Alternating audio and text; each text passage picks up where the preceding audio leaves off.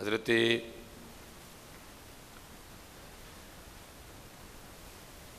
फुदैल बिन अयास का दौर मुबारक था, कोई बुज़ुर्ग थे तो उन्होंने अपनी गुफ्तगू में ना हारून रशीद के लिए बड़े सख्त जुमले बोले। बादशाह वक्त था, बंदे तो बैठे होते हैं ना। वो शख्स जुमे से उठा और उसने जाके सीधा हारून रशीद को कहा, जी आज तो मौलवी साहब ने सारे का सारा जुमा आप ही पे लगा दिया। बादशाह था, उसने कहा गिरफ्तार कर लाओ। इमाम याफ़ई रहमतुल्लाहि तआला ने लिखा है कि उसने हजरत को कैद खाने में बंद नहीं किया, उसने हजरत को एक ऐसे डिब्बे में बंद कर दिया जिसमें बंदा हरकत ही नहीं कर सकता। आपने बस खड़े ही रहना है, अंदर ही पेशाब, अंदर ही पखाना, अंदर हवा जाने का कोई रास्ता नहीं। उसको था कि जब सुबह आके दरबार में दोबारा बैठूंगा तो हजरत का विसाल हो चुका होगा।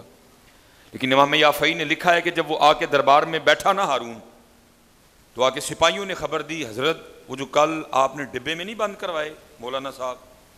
उसने कहा हाँ। उसने कहा वो तो वह बाग में सैर कर रहे हैं। उसको बड़ी हैरानगी हुई। फिर दिल में ख्याल है शायद मेरी सिपाह में को हजरत का मुरीद होगा जिसने हजरत को निकाल दिया होगा।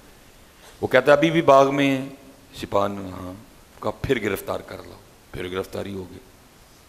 वो लिखा है जब दरबार में आए ना वापस तो हारून अब पूछता है, क्योंकि उसके ख्याल में ये था कि मेरी सिपाह में से को हजरत का मुरीद है, उसने डिब्बे से निकाला है। वो हजरत से पूछता है, हजरत आपको डिब्बे से किसने निकाला? आपने फरमाया जो मुझे बाग में लेके गया। वो फिर पूछता है आपको बाग में कौन लेके गया?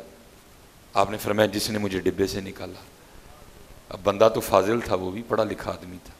वो लिखा उसने अपना सर पकड़ दिया और सर पकड़ के कहता है ये कितनी अजीब बात है।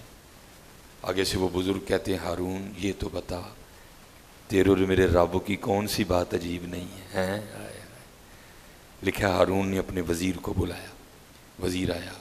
हारून कहता है हज़रत को मेरे शाही घोड़े पे बैठाओ, मेरे शाही घोड़े पे, और पूरे शहर बगदाद का चक्कर लगवाओ और पीछे पीछे एक शख्स ये ऊंची आवाज़ में ऐलान करे ये वो है जिसको हारून ने जलील करना चाहा, ये वो है जिसको हारून ने जलील करना चाहा, लेकिन इसके अल्लाह ने इसको इज़्ज़त दी और हारून को इसकी इज़्ज़त करनी पड़ गई है।